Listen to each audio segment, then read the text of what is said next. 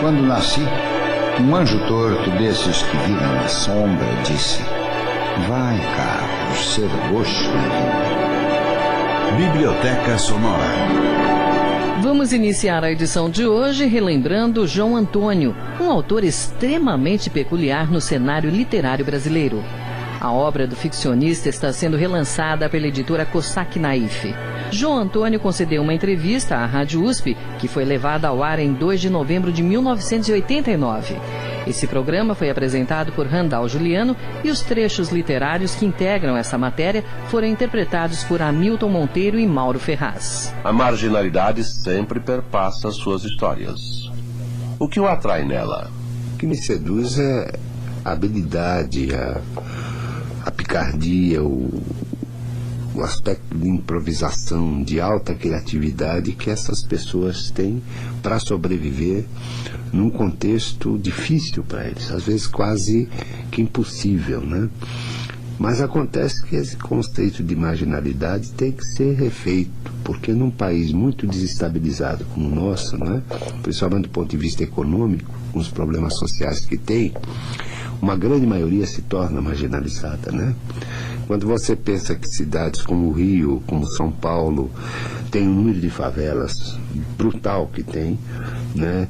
E apresenta condições de paga pelo trabalho tão precária, uma precariedade geral, às vezes até uma insuficiência, né? Então nota-se que até classes profissionalizadas acabam se marginalizando, né? E isso acontece até em termos de linguagem, né? Mesmo você nota que há uns 25 anos no Brasil havia uma gíria específica muito forte que ficava inicialmente dentro dos quartéis, das cadeias, né? E hoje isso já passou para o público geral, né? Você nota que até em termos de linguagem a marginalidade cresceu, ela se espraiou, ela foi longe, né? E então esse conceito marginal tem que ser refeito. Há uma população marginalizada nesse país que é muito grande, né? Muito grande e crescente. Trabalhador do campo, por exemplo, boia fria, é um marginalizado que trabalha, né? A coisa, a própria situação de algumas profissões tidas como liberais no Brasil, quer dizer, isso se estendeu, quer dizer, esse conceito marginalizado, ele vai para uma grande população, né? Uma coisa que alguns estados chega a mais de 50%.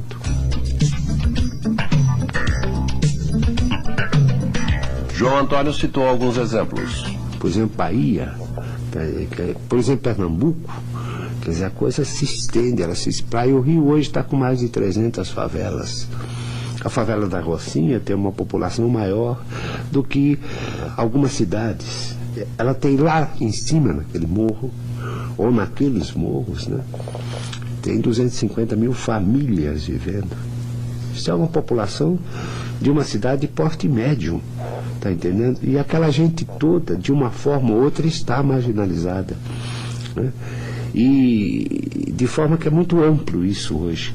Quer dizer, a marginalidade ela não está contida, vamos dizer, nos segmentos do chamado lumpen, proletariado. Não é bem aí, né? Ela se estendeu até, às vezes, a categorias profissionais qualificadas, enfermeiros, médicos, professores, alunos. Quer dizer, está ruim a coisa. Como diria um homem da marginalidade, está ruim a coisa, né? A fome, ela já bateu na porta do barraco e na porta do apartamento também. Então, entende? Isso criou uma sociedade com um momento de perversidade muito grande, mas também de uma democratização muito forte, até do ponto de vista da própria linguagem. Quer dizer, a gíria, ela começa a se estender, a ganhar todas as camadas, né? Quer dizer, é bom não rir de ninguém que foi à falência ou passou um cheque sem fundo, porque amanhã pode ser o nosso dia. Quer dizer, é essa coisa, né? Essa coisa que foi jogada o povo brasileiro, né?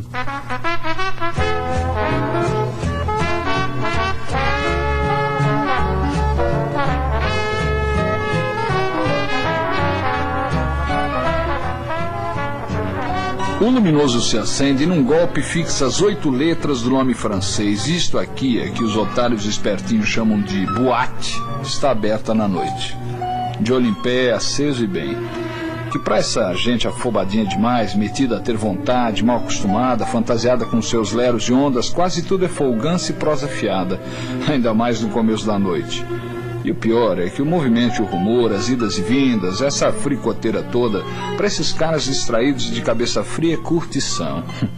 Faz favor, doutor, curvo-me, estiro uma fineza, dou o lado direito ao cidadão e à madame. O gajo finge me conhecer para fazer médico a dona e eu entro na dele. Meu cumprimento é largo, igualmente cínico e conluiado. Abro a porta de madeira falsamente antiga, trabalhada e de dourado. Com uma mesura, estendo o braço e ponho para casa o primeiro otário da noite. João Antônio situou o contexto do conto Leão de Chácara. Quase toda a minha criação literária, ela é muito resultado de um ato de vida e também de vida, de criação literária, né? Eu, quando fiz Leão de Chácara, eu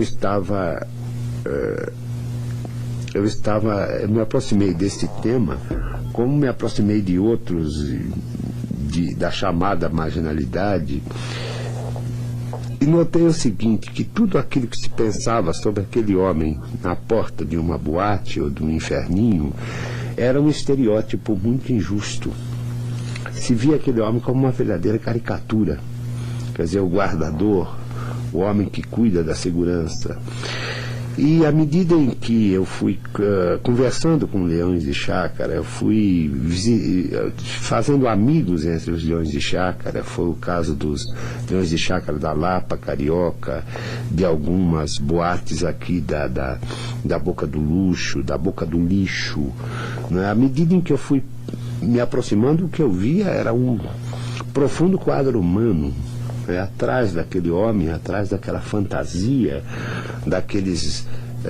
daquelas fardas bordadas dele, se escondia um homem com problemas tremendos, inclusive com problemas de classe e com um mundo sentimental próprio, né? Então eu achei conveniente chamar a atenção, né, em termos de literatura, para um tipo que era completamente folclorizado no mau sentido.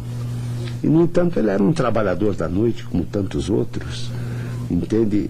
Isso me chamou muito a atenção. E também a própria condição, né, de aquela contradição do elemento que tem uma visão tão dura e tão realista da vida e das pessoas que o cercam, e ao mesmo tempo que realiza o seu trabalho com mesuras, né, com uma aparente delicadeza que realmente não é o que ele carrega por dentro, né? É um verdadeiro artista, entende? Quer dizer, um artista desse circo mambembe que é sobreviver numa cidade grande, né?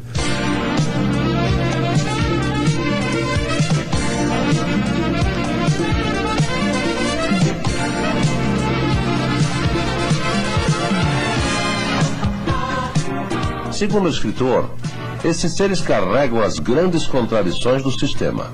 Então essa dimensão quase, esse ser anônimo e que tem para mim uma dimensão quase épica, uma dimensão quase poética, tá entendendo? Isso me chama muito a atenção nesses tipos, né? Aparentemente anônimos, mas há dentro deles há qualquer coisa de épico, e está contido dentro deles talvez as maiores contradições do sistema. Eu sempre recomendava, né, quando fazia jornalismo, dizer, olha, e também para leitores de jornal, por favor, frequentem a editoria de polícia. A radiografia do nosso sistema está lá. Não está na página de economia e nem na política nacional. Está na página de polícia. Ali estão as contradições. Ali está o que não deu certo. E para a gente entender que não está dando certo, precisa entender o que está se passando ali, né? Agora, é de uma aparência brutal, claro, mas é onde está a essência da realidade, a síntese dessa contradição toda, né? E eu acho que é possível puxar por aí a própria natureza do sistema. Porque na sua vivência, os leões de chácara, infelizmente, repetem o próprio sistema. Entende? Eles repetem um sistema feroz, um sistema agressivo, um sistema extremamente competitivo, né? Extremamente individualista no pior sentido. Quer dizer, então eu vejo nesses tipos aparentemente sem grandeza, eu vejo uma grandeza muito grande, uma grandeza muito saliente, uma força muito grande e especialmente uma coragem de sobrevivência muito forte.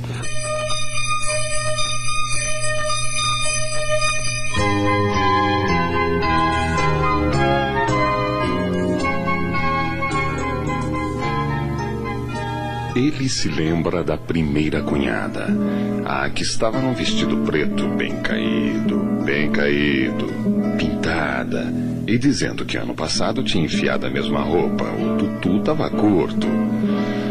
Mas ele sabe, ela anda dando todo o dinheiro ao amante, outra vez. O Pinta é mordedor. E lhe suga um aluguel de apartamento em Botafogo, as gratificações, as horas extras e o 13º mês. Não adianta a gente falar, nem xingar de fuleira. Briga dizendo que gosta do gajo e aquilo, segundo ela, é amor. Vai, não vai, aparece de olho pisado. Claro, foi o gajo. Nas proximidades do Natal, a amante viajou e ela estava satisfeita com o televisor novo. Disse até que vai criar vergonha em arrumar um apartamento. A casa vai ficar um brinco. Coitada. Vai pagar a prestação pelo resto da vida. Disse de vestido, modas. Estava quase sem roupa e não gostava de Natal. Uma festa muito triste, como a do Ano Novo. Só não disse por quê. As irmãs sabem que é porque não estão passando o Natal em Pinheiral com a mãe.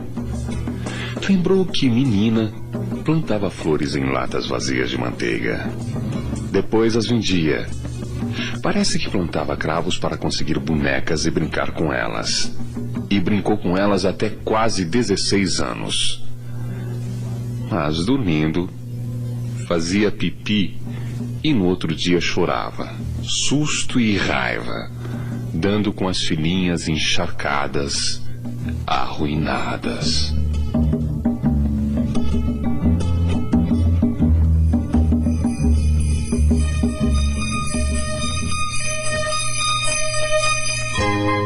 João Antônio falou-nos do conto Três Cunhadas, Natal 1960. Eu até, se fosse cometer essa heresia no melhor sentido, né? Eu gostaria de fazer um livro, algum dia, sobre natais, né?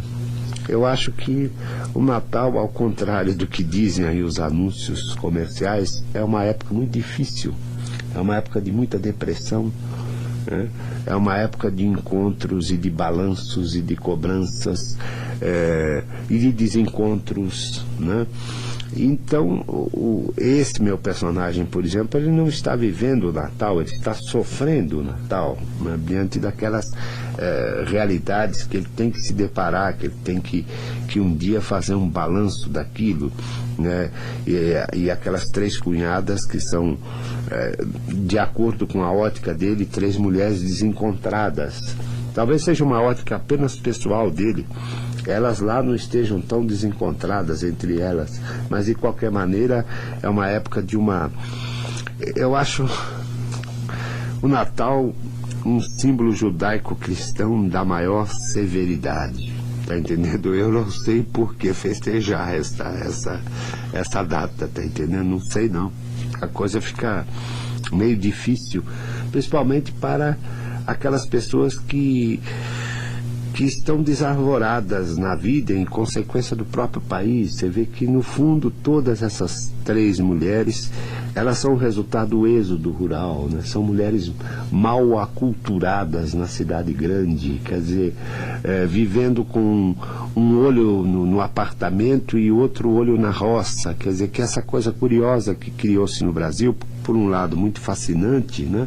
Muito rica, que é esse convívio das duas civilizações, dos dois modos de vida, o rural e o urbano, dentro do mesmo espaço.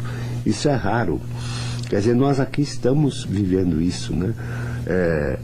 Nas cidades grandes. Nós estamos vivendo um momento que é aparentemente urbano e ao mesmo tempo é rural. Nós estamos com um pé na roça e outro na cidade. E nós estamos conseguindo conviver com isso, né? Esse misto, sem nenhuma pilhéria, este misto quente. Está entendendo? E estamos conseguindo tocar o barco assim mesmo, né? O autor caracterizou os personagens do conto. Num momento de balanço, como é o caso desse Três Cunhadas, Natal 1960, a coisa ela tem um azedume e ao mesmo tempo tem uma melancolia, né? Ela de certa maneira sintetiza essa nossa, por um lado essa nossa gana de viver e ao mesmo tempo certa melancolia típica da gente nessas ocasiões, né? E principalmente o personagem de Três Cunhadas é um homem que busca uma tentativa de liberdade, uma visão daquilo que ele acharia que seria a liberdade e que ele não encontra, é difícil encontrar. Entende? É o que marca também muito o homem moderno, e isso por extensão pegou o brasileiro, não é? É um indisfarçável descontentamento, né? Principalmente com os problemas da existência, né? Uma coisa indefinível, mas que existe como descontentamento. E isso é um problema do homem moderno e que nos atinge de uma maneira ou outra, né? Essa coisa parece ser o que eu quis transmitir nesse Natal.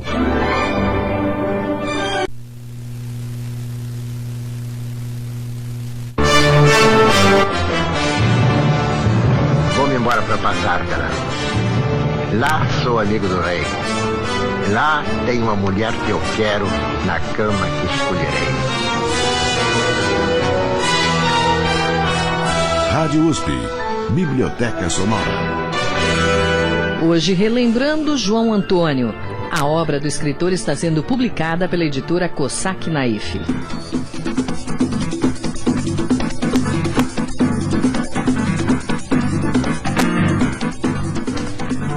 No Régio não pinta malandro. A gente tira pelos garçons. 2. Um estranho otário. Está bem longe de surrupiar ou marmelar nos trocos. O outro é um vivaço e só de me olhar, tomando meu chopinho lá na mesa dos fundos, já sacou. No entanto, cordial. A ocupação dura até às 11, entre vozerio, chopp, conhaque, batidas, uísque também. Nessas beiradas das 11, mulher que aparecer, toma-lhe a grana. Uma noite pinta no Régio uma vedetinha de televisão, toda de longo, lambuzada de pintura, pendurando postiço. Batista rápido traz pro seu colo. Já é otário ofertado. Dá um beijo no Batistão. A artistinha bica e o velho lhe escorrega uma nota de 100. Agora dá outra aqui. E vira a bochecha. Ela belisca mais 100. João Antônio discorreu a respeito de Joãozinho da Babilônia. Joãozinho da Babilônia, aí já é outra visão, né? É o leão de chácara, mas é o leão de chácara vivendo à sua maneira um caso de amor, né? E, desculpe, isso eu não estou dizendo como pilhéria, eu digo isso até com certo amargor, porque é dessa condição humana, onde entra amor ou família, 2 pontos, encrenca. Vai encrencar cedo ou tarde, vai dar uma encrenca braba, tá entendendo? E Joãozinho da Babilônia é um trabalho justamente que é a visão do leão de chácara, com toda a sua necessidade de lirismo, com toda a sua necessidade de amor, de carinho, né? E ao mesmo tempo a presilha, as amarras que aquela profissão deu a ele, né? A visão assim absoluta, uma visão ferozmente individualista do problema, até amoroso, né?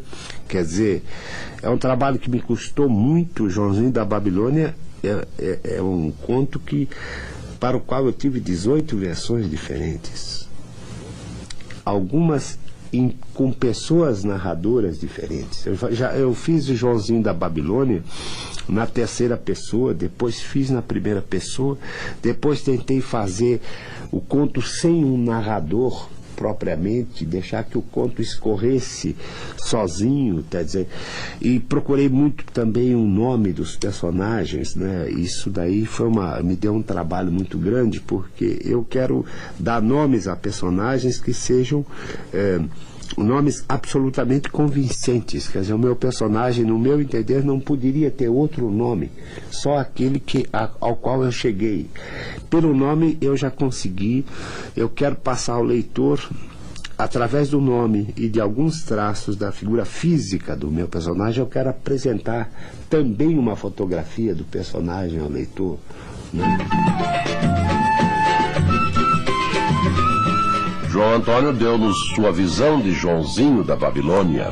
Joãozinho da Babilônia, ele tem uma personalidade que, justamente pelo seu tamanho, por ele ser enorme, ser chamado de Joãozinho da Babilônia. Babilônia aí no Morro da Babilônia, e ao mesmo tempo Babilônia no sentido de babilônico, de confuso, de dividido, de trividido, quer dizer, aquela contradição que ele carrega para cima e para baixo, né? Tem aquela cena, por exemplo, dele descendo a ladeira dos Tabajaras, da favela dos Tabajaras, quando ele é procurado por um menino que pede a ele um dinheiro, e ele então vive um drama muito forte ali naquele momento. Ele não sabe o que fazer com aquele garoto, se ele dá o dinheiro, se dá um tiro no menino, e aquela coisa que dói ao mesmo tempo que ele se defende. É a própria contradição também que ele carrega do sistema, quer dizer, ele não pode abrir a guarda, ele não pode deixar que a emoção entre muito, mas ao mesmo tempo ela entra. É um problema. E há um momento, por exemplo, que ele está na praia depois da morte de Guiomar, né, do assassinato de Guiomar por Batistão, em que ele sente vergonha de confessar a ele mesmo que ele chorou. Quer dizer, há todo um bloqueio, há toda uma barreira. Quer dizer, entende? Então, o que eu quis dizer com isso é que Joãozinho da Babilônia, apesar de ser um leão de chácara, um guardador de casas de diversão noturna, é um elemento com um mundo íntimo muito forte, muito contraditório, capaz de sofrer quaisquer dores emotivas que outro homem de outra profissão sentiria. Quer dizer, ele carrega aquela contradição com ele, né? Aquela necessidade de se recalcar também, né? Ele não pode se abrir totalmente, porque há um sistema em cima de tudo, há uma regra de jogo. Quer dizer, veja bem, o meu leão de chácara, ele sente medo também. Quer dizer, o leão de chácara medroso pode parecer uma caricatura, mas é a realidade, né? É um medo, porque ele conhece aquilo, ele sabe o que pode acontecer. Esse conto, Joãozinho da Babilônia, é um conto muito traduzido. Ele foi traduzido em alguns países, inclusive na Alemanha, foi traduzido nos Estados Unidos e tal. E justamente ele carrega aquela contradição o tempo todo, né?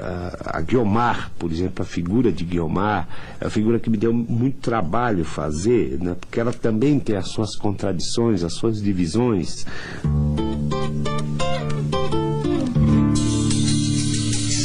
O escritor descreveu Guiomar tendo por base o seu nome. Para eu chegar a esse nome deu muito, porque Guiomar só pode ser mulata, né? Dagmar e Guiomar só pode ser mulata, tá entendendo? Não se pode imaginar isso uma mulher loirinha chamada Guiomar. Quer dizer, não é possível, tá entendendo? Já é. E quer dizer, então, ao mesmo tempo, o personagem ele tem que trazer uma empatia, né? Tem que trazer uma profunda contradição, que é o que, de certa maneira, todos nós carregamos, né, nesse momento, nesse cenário, nesse lado do mundo onde nós estamos vivendo, né? Quer dizer, que podia ser um lado do paraíso, mas que não é. O sistema é brutal, então as pessoas perdem a sua grande generosidade, e essa generosidade fica dividida, né, aqui e ali, e fica meio confusa, né, fica difícil, e ao mesmo tempo não fica difícil. O Joãozinho também tem um problema de ressurreição, quer dizer, ele sente... Quando o Guiomar chega na sua vida, ele sente que ele pode ressuscitar através daquela mulher. Ele percebe como ele estava animalizado, como ele estava brutalizado por aquele dia a dia, e de repente ele se belisca e se diz: mas eu ainda estou vivo apesar de tudo. Quer dizer, há essa contradição tudo, essa contradição toda, né, que às vezes a gente olha, é um marginal, é um marginalizado, ou está colocado numa posição ínfima, numa posição socialmente muito miúda, mas ele carrega a possibilidade universal dentro dele, porque ele tem os sentimentos, né?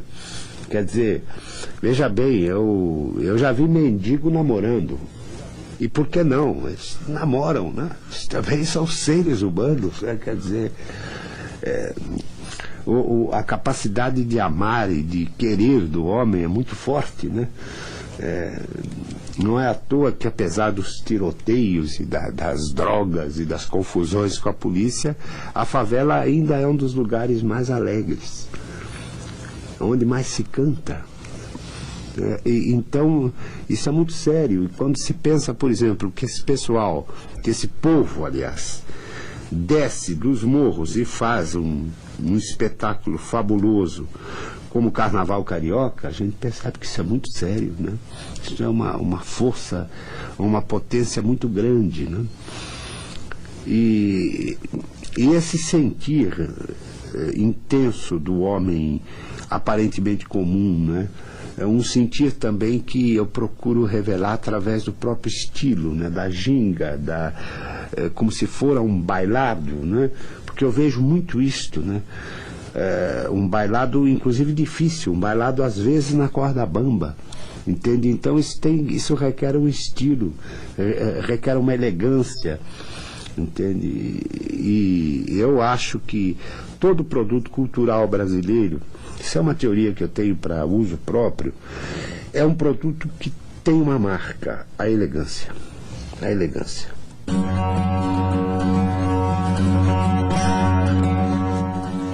Um dia, de cabeça quente, boquejei com o Laércio, pedi-lhe uma luz.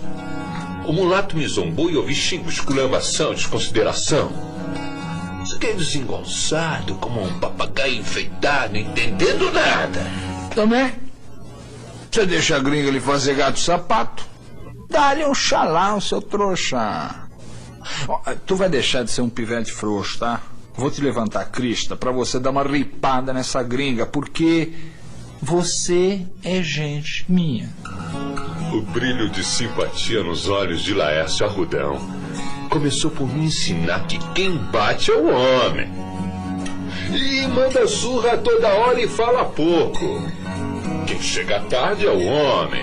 Quem tem 5, 10 mulheres é o homem. A mulher só tem um homem. Quem vive bem é ele.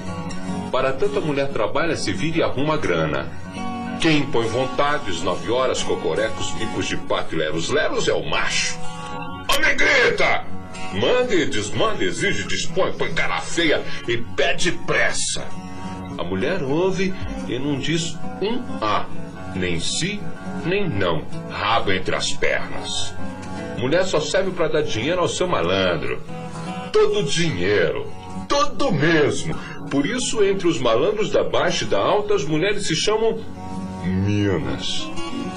Laércio Arrudão me ensinou. Mulher lava os pés do seu homem e enxuga com os cabelos. Outra coisa, 2 ondas besta pode perder um homem: gostar e mulher bonita. Malandro que é malandro, ó, se espianta e evita tudo isso. pousando as duas mãos nos meus ombros, falando baixo e sério, um português bem clarinho, Laércio começava a me escolar que quem gosta da gente é a gente. Só. E apenas o dinheiro interessa. Só ele é positivo.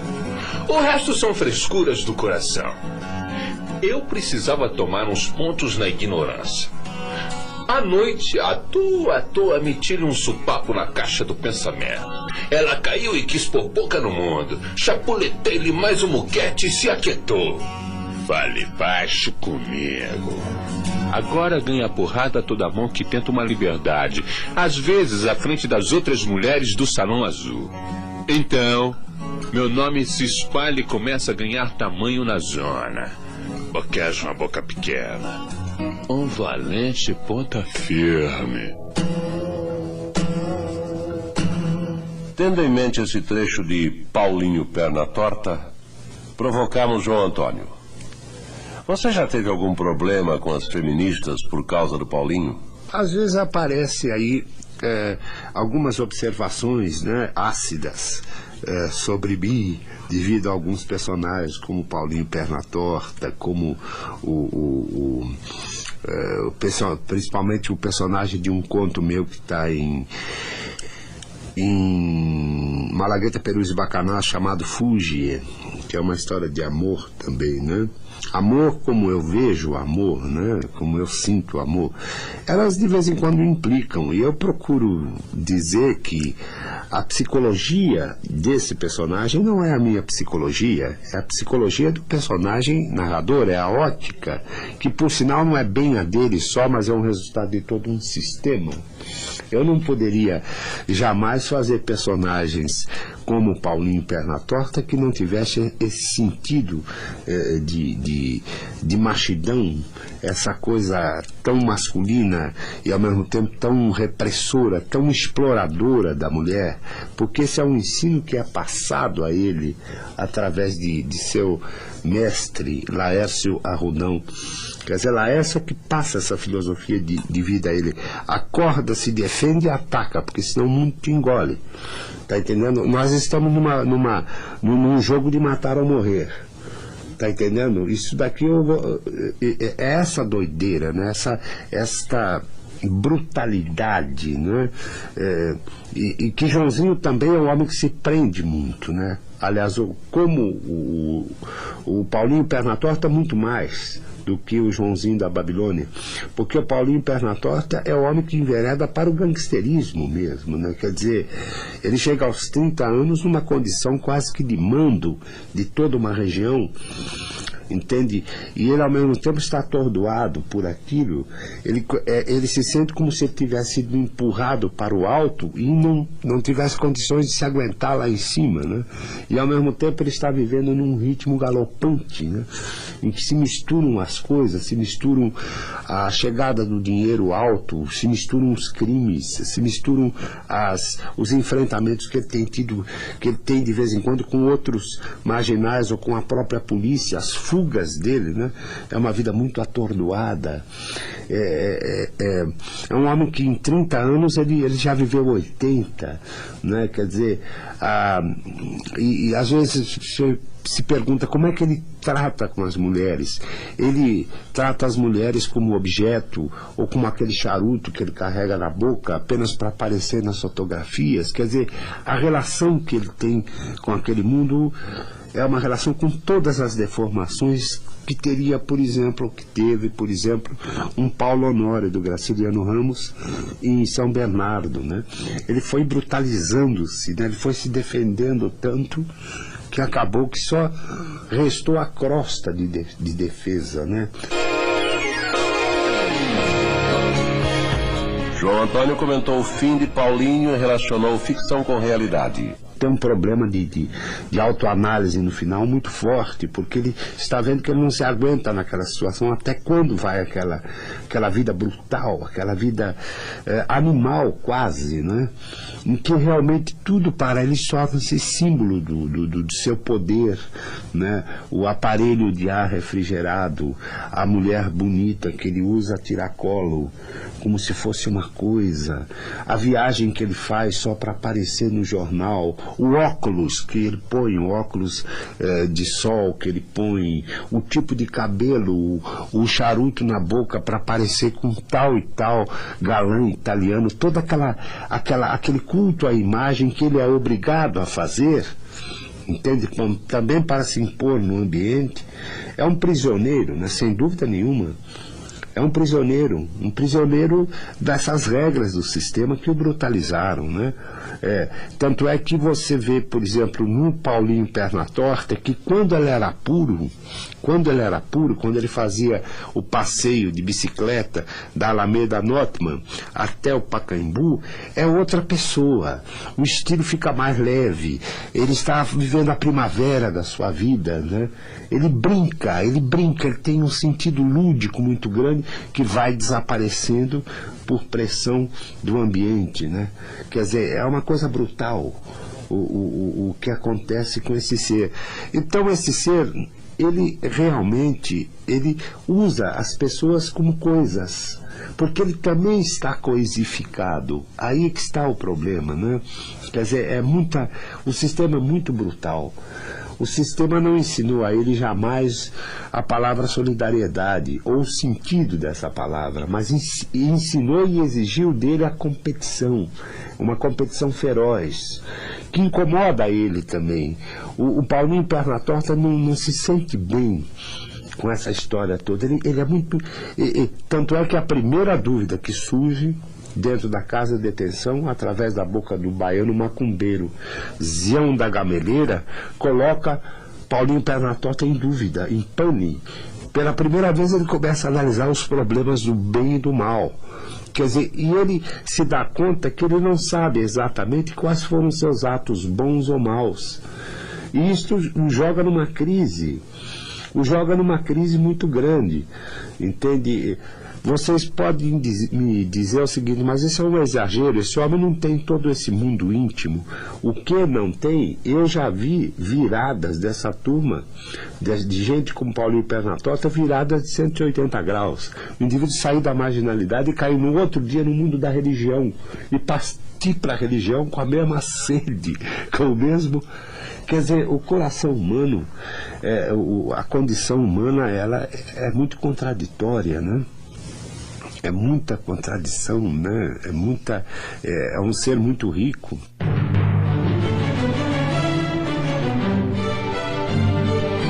João Antônio faleceu em 1996 e, se estivesse vivo, completaria em 2007 70 anos de idade. A obra do escritor está sendo relançada pela editora Cossack Naif, que publicou os livros Malagueta, Peruzzi, Bacanaço, Dedo Duro, Leão de Chácara, Ó Copacabana e Abraçado ao Meu Rancor.